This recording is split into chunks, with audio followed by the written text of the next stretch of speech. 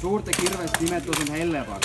Siin võib lüüa nii kirve osaga kui ka relva tagumise otsaga.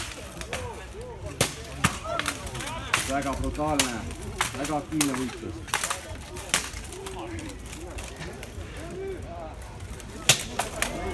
Väga hea tabamus, väga ohtlik ka.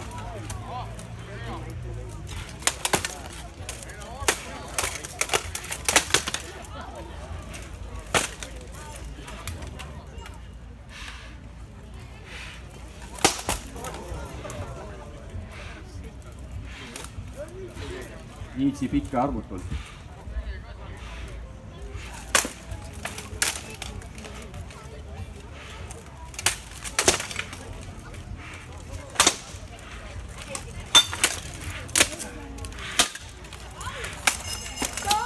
Esimese